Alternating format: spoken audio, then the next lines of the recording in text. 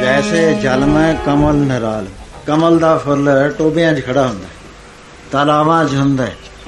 ਮੀਂਹ ਪੈ ਜਾਵੇ, ਪਾਣੀ ਵੱਧ ਜਾਵੇ, ਉਨਾ ਹੀ ਉੱਚਾ ਹੋਰ ਹੋ ਜਾਂਦਾ।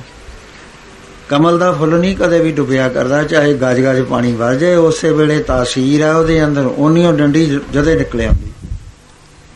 ਐ ਕਹਿੰਦੇ ਸੰਸਾਰ 'ਚ ਰਹਿੰਦਾ ਹੋਇਆ ਕਮਲ ਦੇ ਫੁੱਲ ਵਾਂਗੂ, ਤੇ ਮੁਰਗਾ ਹੀ ਨਿਸ਼ਾਨੇ, ਮੁਰਗਾਬੀ ਜਿਹੜੀ ਹੁੰਦੀ ਹੈ ਉਹਦਾ ਫੰਗ ਨਹੀਂ ਭਿੱਜਿਆ ਕਰਦਾ ਪਾਣੀ 'ਚ ਰਹਿ ਕੇ।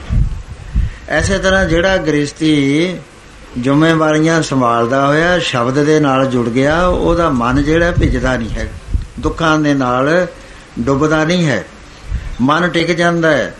ਦੁੱਖ ਤੇ ਸੁੱਖ ਨੂੰ ਵਾਹਿਗੁਰੂ ਦਾ ਭਾਣਾ ਕਰਕੇ ਮੰਨਦਾ, ਉਹ ਡਰਾਉਣ ਨਹੀਂ ਹੁੰਦਾ। ਕਹਿੰਦੇ ਇਸ ਤਰ੍ਹਾਂ ਦੇ ਨਾਲ ਸੁਰਤ ਸ਼ਬਦ ਭਵ ਸਾਗਰ ਤਰੀਆ, ਨਾਨਕ ਨਾਮ ਵਿਖਾ। ਬਾਕੀ ਜਿਹੜਾ ਤੁਸੀਂ ਇਕਾਂਤ ਕਹਿੰਦੇ ਹੋ, ਕਹਿੰਦੇ ਅਸੀਂ ਸ਼ਬਦ ਦੀ ਇਕਾਂਤ ਮੰਨਦੇ। ਰੇ ਮਨ ਐਸੋ ਕਰ ਸੰਨਿਆਸਾ, ਬੰਸੇ ਸਦਨ ਸਭਾ ਕਰ ਸਮਝੋ, ਮਨ ਹੀ ਮਾਏ ਉਦਾਸ। ਕਹਿੰਦੇ ਜਿਵੇਂ ਬਣਾ 'ਚ ਰਹਿੰਦਾ ਹੈ, ਘਰ 'ਚ ਸਮਝੋ, ਡਿਊਟੀਆਂ ਦੇਵੋ, ਡਿਟੈਚਡ ਰਹੋ। ਕਹਿੰਦੇ ਕਿਸੇ ਚੀਜ਼ ਨਾਲ ਅਸੀਂ ਪਕੜ ਨਹੀਂ ਹੋਣ ਦੇਣੀ, ਵਾਹਿਗੁਰੂ ਵੱਲ ਪੂਰੀ ਬਿਰਤੀ ਲਾਉਣੀ ਆ, ਪੂਰਾ ਧਿਆਨ ਵਾਹਿਗੁਰੂ ਵੱਲ ਲਾਉਣਾ। ਸੰਸਾਰ ਦੀ ਡਿਊਟੀ ਪਰਲਬਧ ਨੇ ਉਹਦੇ ਸਰੀਰ ਤੋਂ ਆਪੇ ਹੀ ਕਰਾ ਲੈਣੀ ਹੈ, ਘਰ ਵਾਰ ਨਹੀਂ ਛਡਾਉਣਾ। ਰਹੇ ਇਕਾਂਤ ਏਕੋ ਮਨ ਵਸਿਆ, ਆਸਾ ਮੈਂ ਨਿਰਾਸੋ। ਆਸਾ ਨਹੀਂ ਕਰੇਗਾ, ਆਸਾ ਦੁੱਖ ਹੁੰਦੀ ਹੈ। ਜੋ ਕੁਛ ਹੋ ਗਿਆ ਠੀਕ ਹੈ, ਅਗਮ ਗੋਚਰ ਦੇਖ ਦਿਖਾਏ, ਨਾਨਕ ਤਾਕਾ ਦੱਸ। ਕਹਿਣ ਲੱਗੇ ਸੰਤ ਜੀ, ਸਾਰੀ ਗੱਲ ਮਨ ਨਾਲ ਸੰਬੰਧ ਰੱਖਦੀ ਹੈ, ਤੇ ਜਿੰਨੀ ਦੇਰ ਤੱਕ ਮਨ ਨਹੀਂ ਆਦਮੀ ਦੇ ਨਾਲ ਸਾਥ ਦਿੰਦਾ, ਉਨੀ ਦੇਰ ਤੱਕ ਕੁਛ ਨਹੀਂ ਬਣਦਾ। ਚਾਹੇ ਘਰ ਛੱਡ ਦੋ, ਜੰਗਲਾਂ 'ਚ ਰਹੋ, ਕੰਦ ਮੂਲ ਖਾ ਲਓ, ਤੀਰਥਾਂ ਤੇ ਵਸ ਜਾਓ। ਤੇ ਜਿਹੜੀ ਤੁਸੀਂ ਹਾਟੀ ਬਾਟੀ ਕਹਿੰਦੇ ਹੋ, ਅਸੀਂ ਇਹਦੇ ਵਿੱਚ ਨਹੀਂ ਕਹਿੰਦੇ। ਹਾਟੀ ਬਾਟੀ 'ਚ ਤਾਂ ਨੀਂਦ ਨਹੀਂ ਆਉਂਦੀ, ਮਾਇਆ ਦੀ ਦੁੱਖ ਆਉਂਦੇ ਨੇ, ਤਕਲੀਫਾਂ ਆਉਂਦੀਆਂ। ਤਕਲੀਫ ਆਦਮੀ ਦਾ ਇਲਾਜ ਹੁੰਦਾ।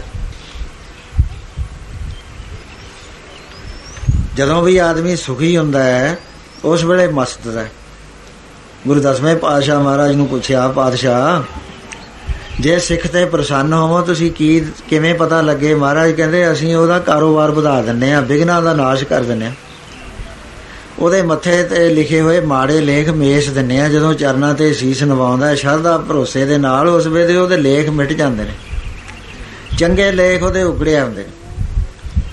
ਜਦੋਂ ਚੰਗੇ ਆਏ ਫਿਰ ਭਾਈ ਸੁੱਖ ਆਏਗਾ, ਬੱਚੇ ਵੀ ਆਗਿਆਕਾਰ ਹੋ ਜਾਣਗੇ, ਘਰ ਵਿੱਚ ਸੁੱਖ ਸ਼ਾਂਤੀ ਹੋ ਜਾਏਗੀ, ਕਲੇਸ਼ ਨਾਮ ਦੀ ਚੀਜ਼ ਘਰ ਚੋਂ ਨੱਠ ਜਾਏਗੀ, ਸਾਰੇ ਇੱਕ ਰਸੇ ਚੱਲਣ ਲੱਗ ਜਾਣਗੇ, ਕੋਈ ਖਿੱਚਾ ਖਿੱਚੀ ਨਹੀਂ ਰਹੇਗੀ, ਕਿਉਂਕਿ ਗੁਰੂ ਦੇ ਚਰਨਾਂ ਤੇ ਨਮਸਕਾਰ ਕਰਕੇ ਮਾੜੇ ਲੇਖ ਖਤਮ ਕਰਾ ਲਏ। ਕਹਿੰਦੇ ਜਿੱਥੇ ਯੂਨਿਟੀ ਹੋਏਗੀ ਉੱਥੇ ਰਿਜ਼ਕ ਆਏਗਾ, ਜਦੋਂ ਰਿਜ਼ਕ ਆਏਗਾ ਫਿਰ ਉਹਦਾ ਕੰਮ ਵੱਧ ਜਾਏਗਾ, ਵਿਘਨਾਂ ਦਾ ਨਾਸ਼ ਹੋ ਜਾਏਗਾ। ਪ੍ਰਭ ਸਿਮਰਿਤ ਕਛ ਵਿਘਨ ਨਾ ਲਾਗੇ। ਕਹਿੰਦੇ ਪਾਤਸ਼ਾਹ ਬਹੁਤ ਸਾਰੇ ਬੰਦੇ ਐਸੇ ਨੇ, ਪਹਿਲਾਂ ਜਦ ਕੁਛ ਨਹੀਂ ਹੁੰਦਾ ਫਿਰ ਮਿੰਨਤਾਂ ਕੱਢਦੇ ਫਿਰਦੇ, ਸਾਧੂਆਂ ਸੰਤਾਂ ਦੀਆਂ ਬੇਅੰਤ ਕੱਢਦੇ। ਰੋਟੀ ਮਿਲ ਜਾਵੇ ਜੀ ਖਾਣ ਜੋਗੀ, ਵੱਧ ਨਹੀਂ ਚਾਹੀਦਾ, ਗੁਜ਼ਾਰਾ ਨਹੀਂ ਚੱਲਦਾ, ਨੌਕਰੀ ਨਹੀਂ ਮਿਲਦੀ। ਮਹਾਂਪੁਰਸ਼ ਰੱਬ ਦੀ ਰਜ਼ਾ 'ਚ ਕਹਿੰਦੇ ਨੇ ਕੋਈ ਨਹੀਂ ਮਿਲ ਜੂ ਤੈਨੂੰ, ਪਰ ਇਹ ਮਸਤੀ ਨਾ ਭੁੱਲੀ ਨਾ, ਰੱਬ ਨੂੰ ਮਿਲ ਜਾਂਦੀ ਹੈ। ਪੈਸਾ ਜੇਬ 'ਚ ਪੈਂਦਾ ਹੈ, ਪੈਸੇ ਵਿੱਚ ਇਹ ਕੁਦਰਤੀ ਤਾਕਤ ਹੈ ਕਿ ਆਦਮੀ ਨੂੰ ਭੁਲਾਉਂਦਾ ਹੈ, ਸਹੀ ਰਸਤੇ 'ਤੇ ਨਹੀਂ ਚੱਲਣ ਦਿੰਦਾ ਹੈ। ਇਹਨੂੰ ਪੋਲਿਊਸ਼ਨ ਕਹਿੰਦੇ ਨੇ, ਮਨ ਦੀ ਮੱਧ ਹੈ, ਨਸ਼ਾ ਹੈ। ਰਾਜ ਮਾਲ ਰੂਪ ਜਾਤ ਜੋਵਨ ਪੰਜੇ ਠੱਗ। ਚਾਹੇ ਰਾਜਸੀ ਸ਼ਕਤੀ ਆ ਜਾਵੇ, ਪੈਸੇ ਦੀ ਆ ਜਾਵੇ, ਚਾਹੇ ਭਾਈਚਾਰਕ ਸ਼ਕਤੀ ਆ ਜਾਵੇ, ਵਿਦਿਆ ਦੀ ਸ਼ਕਤੀ ਆ ਜਾਵੇ, ਇਹ ਆਦਮੀ ਠੱਗਿਆ ਜਾਂਦਾ। ਇਹ ਨਹੀਂ ਠੱਗੀ ਜਗ ਠੱਗਿਆ, ਕਿਨੇ ਨਾ ਰੱਖੀ ਲੱਜ। ਉਹ ਫਿਰ ਠੱਗਿਆ ਜਾਂਦਾ। ਠੱਗੇ ਪਹਿਲੀ ਗੱਲ ਇਹ ਹੁੰਦੀ ਹੈ ਕਿ ਉਹਨੂੰ ਵਿਸ਼ਵਾਸ ਘਟ ਜਾਂਦਾ, ਨਾ ਸੰਤਾਂ ਤੇ ਰਹੇ, ਨਾ ਬਾਣੀ ਤੇ ਰਹੇ, ਨਾ ਗੁਰੂ ਤੇ ਰਹੇ। ਸੰਤਾਂ ਨੂੰ ਲੱਗ ਜਾਂਦਾ ਪਤਾ ਵੀ ਹੁਣ ਇਹ ਮਸਤੀਆਂ ਚੜ ਗਈਆਂ, ਹੁਣ ਇਹ ਅੱਗੇ ਮੰਗਣ ਨਹੀਂ ਆਉਂਦਾ, ਪੈਸੇ 'ਚ ਮਸਤ ਹੋ ਗਿਆ। ਨਾਲ ਇਹ ਖਤਰਾ ਹੁੰਦਾ ਜਦੋਂ ਪੈਸਾ ਆਦਮੀ ਕੋ ਆਏਗਾ ਫਿਰ ਉਹਦਾ ਚਿੱਤ ਬੁਰਾਈਆਂ ਵੱਲ ਜਾਏਗਾ, ਕਿਉਂਕਿ ਪ੍ਰੇਮ ਪਰਮੇਸ਼ਰ ਵੱਲ ਰਹੇ ਤਾਂ ਆਪਦਾ ਮਨ ਚੰਗਿਆਈ 'ਚ ਜਾਂਦਾ, ਕਿਉਂਕਿ ਨੇਕੀ ਹੈ ਬਾਣੀ ਜਿਹੜੀ ਹੈ, ਗੁਰੂ ਹੈ, ਨਿਰੀ ਨੇਕੀ ਹੈ।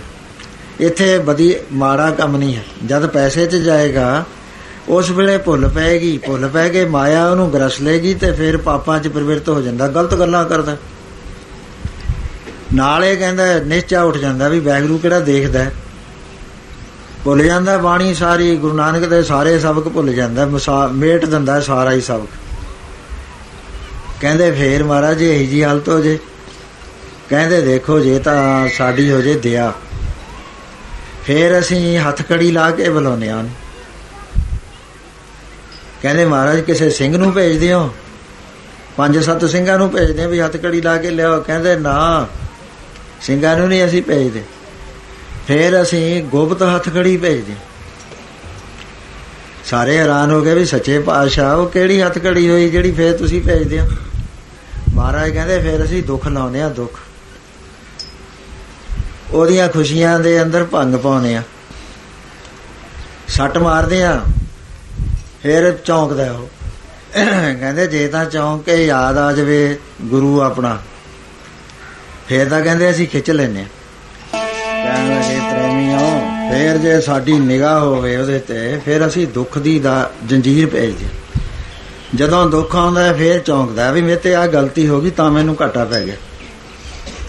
ਬੇਅੰਤ ਚੀਜ਼ਾਂ ਹੁੰਦੀਆਂ। ਕਹਿੰਦੇ ਫੇਰ ਜੇ ਰੱਖਣਾ ਹੋਵੇ ਅਸੀਂ ਦੁੱਖ ਭੇਜਦੇ ਹਾਂ, ਜੇ ਨਾ ਹੋਵੇ ਰੱਖਣਾ ਤਾਂ ਕਹਿੰਦੇ ਰੁੜਨ ਦਿੰਦੇ ਹਾਂ ਉਹਨੂੰ। ਫੇਰ ਰੁੜਦਾ ਨਰਕਾਂ 'ਚ ਜਾ ਕੇ ਰੋਂਦਾ। ਫਿਰ ਉੱਥੇ ਹੱਥ ਨਾ ਉਪੜੇ, ਕੂਕ ਨਾ ਸੁਣੀਏ ਪੁਕਾਰ, ਉੱਥੇ ਸਤਿਗੁਰ ਬੇਲੀ ਹੋਵੇ ਕੱਢ ਲੈ ਜਾਂਦੀ। ਵਿਸ਼ੇ ਵਿਕਾਰਾਂ 'ਚ ਪੈਂਦਾ ਆਦਮੀ ਜਦ ਪੈਸਾ ਬਹੁਤਾ ਹੋਵੇ। ਮਹਾਰਾਜ ਕਹਿੰਦੇ ਫਿਰ ਤੈਨੂੰ ਪਤਾ ਉੱਥੇ ਤੱਤੇ ਥੰਮ ਤੇਰੇ ਗਲ ਨਾਲ ਲੱਗਣੇ ਨੇ, ਫਿਰ ਰੋਵੇਂਗਾ, ਕਿਸੇ ਨੇ ਪੁਕਾਰ ਨਹੀਂ ਸੁਣਨੀ। ਜੇ ਗੁਰੂ ਹੈਗਾ ਕੱਢ ਲੂਗਾ। ਸੋ ਇਸ ਤਰ੍ਹਾਂ ਦੇ ਨਾਲ ਮਹਾਰਾਜ ਕਹਿੰਦੇ ਹਾਟੀ ਵਾਟੀ ਨੀਂਦ ਨਾ ਆਵੇ, ਭੁੱਲ ਨਹੀਂ ਪੈਂਦੀ, ਆਦਮੀ ਨੂੰ ਯਾਦ ਰਹਿੰਦਾ ਰੱਬ। ਪਰ ਘਰ ਚਿੱਤ ਨਾ ਡੁਲਾਈ। ਬਾਲ ਬੱਚੇ ਆਪਣੇ ਹੁੰਦੇ ਨੇ, ਦੂਜੇ ਘਰਾਂ 'ਚ ਚਿੱਤ ਨਹੀਂ ਡੋਲਦਾ ਫਿਰਦਾ। ਬਿਨ ਨਾਵੇ ਮਨ ਟੇਕ ਨਾ ਟਿਕਈ, ਨਾਨਕ ਭੁੱਖ ਨਾ ਜਾਈ। ਇੱਕ ਤਾਂ ਮਨ ਦੀ ਭੁੱਖ ਨਹੀਂ ਜਾਂਦੀ ਨਾਮ ਤੋਂ ਬਿਨਾਂ, ਇੱਕ ਮਨ ਟਿਕਦਾ ਨਹੀਂ ਹੈ ਨਾਥ ਜੀ। ਚਾਹੇ ਤੁਸੀਂ ਨਾ ਲਓ ਤੀਰਥਾਂ ਤੇ, ਚਾਹੇ ਕੰਦਮੂਲ ਖਾ ਲਓ। ਸੋ ਇਸ ਤਰ੍ਹਾਂ ਦੇ ਨਾਲ ਸ਼ਬਦ ਸੁਰਤ ਸ਼ਬਦ ਭਵ ਸਾਗਰ ਤਰੀਆ, ਨਾਨਕ ਨਾਮ ਬਖਾ। ਵੀ ਸੁਰਤ ਦਾ ਕੰਮ ਹੈ ਸਾਰਾ। ਸੁਰਤ ਨੂੰ ਸ਼ਬਦ ਦੇ ਨਾਲ ਲਾ ਲਓ, ਆਹ ਤਾਂ ਹੈਗੀ ਜੜ ਸਾਰੀ ਗੱਲ ਦੀ। ਸੋ ਇਸ ਤਰ੍ਹਾਂ ਦੇ ਨਾਲ ਗੁਰੂ ਨਾਨਕ ਪਾਤਸ਼ਾਹ ਸੰਸਾਰ ਦਾ ਉਧਾਰ ਕਰਦੇ ਕਰਦੇ ਅੱਜ ਆਪ ਸੰਗਲਾ ਦੀਪ ਪਹੁੰਚ ਗਏ। ਉੱਥੇ ਸ਼ਿਵਨਾਭ ਰਾਜੇ ਨੇ ਬੜੇ ਗੁਰੂ ਨਾਨਕ ਦੇ ਟੈਸਟ ਲਏ। ਕਿਤੇ ਮੌਕਾ ਮਿਲਿਆ ਇਹਦਾ ਬਚਨ ਕਰਾਂਗੇ। ਸਿੱਖਿਆਦਾਇਕ ਹੈ ਇਹ ਇਹਨਾਂ ਦਾ ਪ੍ਰਸੰਗ। ਤੇ ਉੱਥੇ ਜਦੋਂ ਗੁਰੂ ਨਾਨਕ ਪਾਤਸ਼ਾਹ ਤੇ ਉਹਨੂੰ ਪੂਰਾ ਯਕੀਨ ਹੋ ਗਿਆ ਵੀ ਇਹ ਤਾਂ ਆਪ ਗੁਰੂ ਨਾਨਕ ਆ ਗਏ, ਜਿਹੜੇ ਸਾਨੂੰ ਮਨਸੁਖ ਜੀ ਦੱਸ ਕੇ ਗਏ ਸੀ ਵੀ ਇਹ ਕੋਈ ਬਣਾਵਟ ਨਹੀਂ ਹੈ, ਵੀ ਇਹ ਤਾਂ ਆਪ ਹੀ ਆ ਗਏ। ਬਾਗ ਹਰਾ ਹੋ ਗਿਆ। ਛੋਟੀ ਉਮਰ ਦੀਆਂ ਲੜਕੀਆਂ ਭੇਜੀਆਂ ਤੇ ਮਹਾਰਾਜ ਨੇ ਪੁੱਤਰੀਆਂ ਕਹਿ ਕੇ ਸਾਰਿਆਂ ਦੀ ਕਾਮ ਵਾਸ਼ਨਾ ਖਤਮ ਕਰ ਦਿੱਤੀ ਇੱਕੋ ਦ੍ਰਿਸ਼ਟੀ ਦੇ ਨਾਲ। ਉਹਨਾਂ ਨੇ ਕਿਹਾ ਰਾਜਨ ਉਹ ਤਾਂ ਵਾਹਿਗੁਰੂ ਆਪ ਆਇਆ ਹੋਇਆ, ਜਾ ਚਰਨ ਫੜ ਲੈ। ਉੱਥੇ ਕਿਸੇ ਦਾ ਬਲ ਨਹੀਂ ਚੱਲਦਾ, ਸਾਡਾ ਬਲ ਨਹੀਂ ਚੱਲਦਾ। ਸੋ ਰਾਜਾ ਆ ਜਾਂਦਾ, ਗੁਰੂ ਨਾਨਕ ਪਾਤਸ਼ਾਹ ਦੇ ਚਰਨਾਂ ਤੇ ਟਹਿ ਪੈਂਦਾ, ਲੈ ਆਉਂਦਾ ਆਪਣੀ ਧਰਮਸ਼ਾਲਾ ਦੇ ਅੰਦਰ। ਇੱਕ ਦਿਨ ਆਪ ਗੁਰੂ ਨਾਨਕ ਪਾਤਸ਼ਾਹ ਦੇ ਚਰਨਾਂ 'ਚ ਪਰਿਵਾਰ ਸਮੇਤ ਤੇ ਹੋਰ ਸੰਗਤ ਵਿੱਚ ਬੈਠੇ ਨੇ। ਕਹਿਣ ਲੱਗੇ ਪਾਤਸ਼ਾਹ ਕਿਰਪਾ ਕਰਕੇ ਸਾਨੂੰ ਇਹ ਤਾਂ ਦੱਸ ਦਿਓ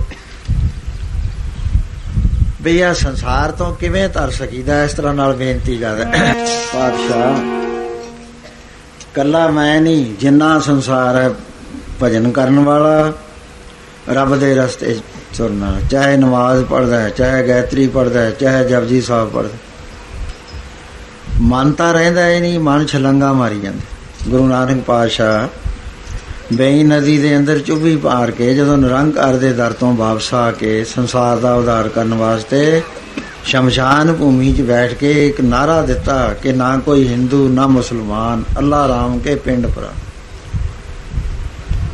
ਹਿੰਦੂਆਂ ਨੇ ਵੀ ਸੁਣਿਆ ਚੁੱਪ ਕਰਕੇ, ਕਿਉਂਕਿ ਇਸਲਾਮ ਦਾ ਰਾਜ ਸੀ। ਇਸਲਾਮ ਨੇ ਸੁਣਿਆ, ਅੰਦਰ ਤਕੱਬਰ ਸੀ, ਰਾਜ ਸੀ, ਸ਼ਕਤੀ ਦਾ ਗੁਮਾਨ ਸੀ। ਕਹਿਣ ਲੱਗੇ ਹੈ ਇਸਲਾਮ ਦੀ ਤੌਹੀਨ ਕਰ ਰਿਹਾ ਨਾਨਕ।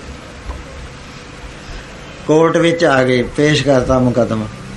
ਗੁਰੂ ਨਾਨਕ ਨੇ ਸਮਝਾਇਆ ਕਿ ਅਸੀਂ ਐ ਨਹੀਂ ਕਹਿੰਦੇ ਵੀ ਮੁਸਲਮਾਨ ਨਹੀਂ, ਸੱਚਾ ਮੁਸਲਮਾਨ ਮੋਮ ਦਿਲ ਹੋਵੇ।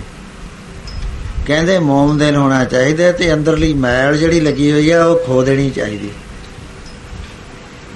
ਹਿੰਦੂ ਨੂੰ ਵੀ ਅਸੀਂ ਕਹਿੰਦੇ ਆ ਵੀ ਪੂਰਾ ਆਪਣੇ ਧਰਮ 'ਚ ਰਹਿ, ਅਸੀਂ ਇਹ ਕਹਿੰਦੇ ਆ ਵੀ ਇਹ 9 ਵਾਸਤੇ ਹੀ ਨੇ। ਇੱਕ ਹਿੰਦੂ ਬਣ ਗਏ, ਇੱਕ ਮੁਸਲਮਾਨ ਬਣ ਗਏ, ਆਪਣੇ ਕਰਮਾਂ ਧਰਮਾਂ 'ਚ ਪੂਰੇ ਨਹੀਂ ਰਹੇ ਕੋਈ।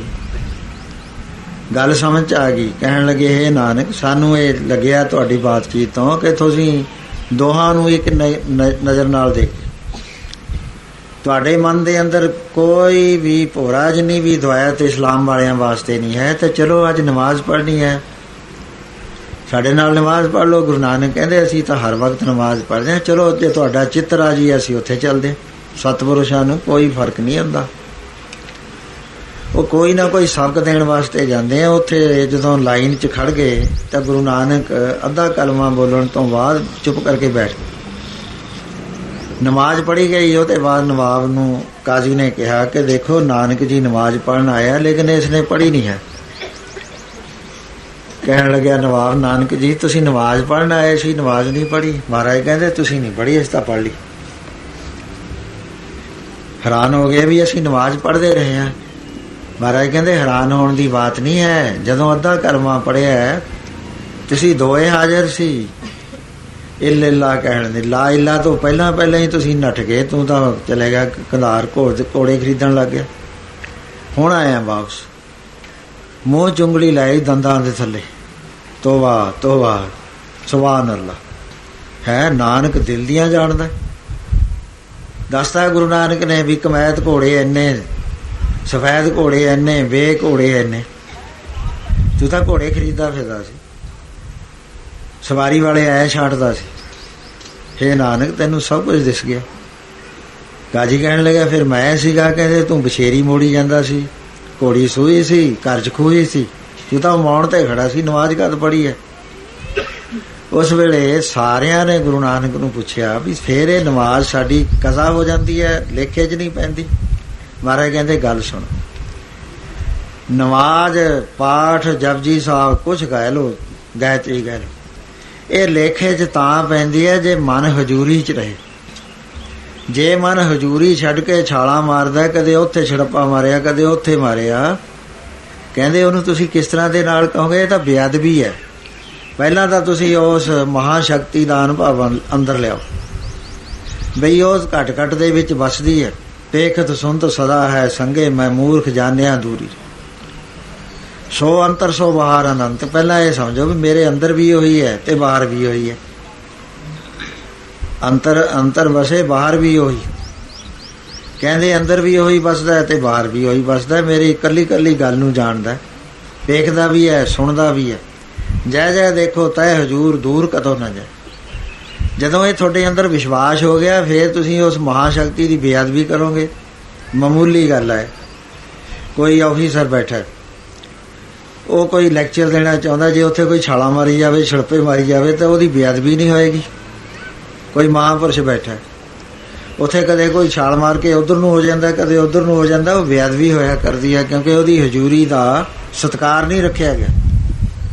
ਮੁਹੰਮਦ ਸਾਹਿਬ ਦੇ ਜਿਹੜੇ ਦੁਧੀਆ ਭਰਾ ਸੀ, ਉਹ ਜਦੋਂ ਬੰਦਗੀ ਕਰਦੇ ਸੀ ਕੰਬਦੇ ਰਹਿੰਦੇ ਸੀ। ਇੱਕ ਵਾਰੀ ਉਹਨਾਂ ਦੇ ਮਰੀਦਾਂ ਨੇ ਪੁੱਛਿਆ, ਕਹਿਣ ਲੱਗੇ ਹਜ਼ਰਤ ਇੱਕ ਗੱਲ ਸਾਡੇ ਸਮਝ ਨਹੀਂ ਆਈ, ਜਦੋਂ ਤੁਸੀਂ ਬੰਦਗੀ ਕਰਦੇ ਹੋ, ਮਰਗ ਵਿੱਚ ਜਾਂਦੇ ਹੋ, ਤੁਹਾਡਾ ਸਰੀਰ ਕਿਉਂ ਕੰਬਦਾ ਹੁੰਦਾ? ਕਹਿਣ ਲੱਗੇ ਪ੍ਰੇਮੀਓ, ਮੈਂ ਖੁਦਾ ਦੀ ਹਜ਼ੂਰੀ ਚਾਹੁੰਦਾ, ਲੇਕਿਨ ਮੇਰਾ ਮਨ ਹੈ ਇਹ ਤੋਂ ਮੈਂ ਬਹੁਤ ਡਰਦਾ ਵੀ ਕਿਤੇ ਇੱਥੇ ਬੇਅਦਬੀ ਨਾ ਕਰ ਦੇਵੇ, ਕਿਤੇ ਇੱਥੇ ਬੈਠਾ ਬੈਠਾ ਸੰਸਾਰ ਦੀ ਬਾਤ ਨਾ ਸੋਚਣ ਲੱਗ ਜਾਵੇ, ਕਿਸੇ ਦਾ ਬੁਰਾ ਨਾ ਸੋਚਣ ਲੱਗ ਜਾਵੇ, ਕਿਸੇ ਇਸਤਰੀ ਵੱਲ ਨਾ ਧਿਆਨ ਚਲਾ ਜਾਵੇ, ਇਸਤਰੀ ਦਾ ਕਿਸੇ ਗੈਰ ਮਨੁੱਖ ਵੱਲ ਧਿਆਨ ਨਾ ਚਲਾ ਜਾਵੇ, ਕਿਸੇ ਨੂੰ ਮਾਰਨ ਦੀ ਸਕੀਮ ਨਾ ਮੈਂ ਸੋਚਦਾ ਹਾਂ। ਕਹਿੰਦੇ ਫਿਰ ਮੈਨੂੰ ਡਰ ਲੱਗਦਾ ਵੀ ਅੱਲਾਹ ਤਾਲਾ ਦੀ ਦਰਗਾਹ 'ਚ ਬੈਠ ਕੇ ਜੇ ਮੈਂ ਐਂ ਕਰਿਆ, ਫਿਰ ਉਹਨੂੰ ਤਾਂ ਪਤਾ ਹੈ ਮੇਰੀ ਗੱਲ ਦਾ ਸਾਰਾ, ਤਾਂ ਮੈਂ ਡਰਦਾ ਕੰਬਦਾ ਰਹਿੰਦਾ, ਮੈਂ ਹਜ਼ੂਰੀ 'ਚ ਬੈਠਾ। ਸੋ ਮਹਾਰਾਜ ਕਹਿੰਦੇ ਹਜ਼ੂਰੀ ਦਾ ਨਾਮ ਜਪਣਾ ਚਾਹੀਦਾ। ਨਮਾਜ਼ ਪੜ੍ਹਦੇ ਹੋ ਉਹ ਸ਼ਕਤੀ ਨੂੰ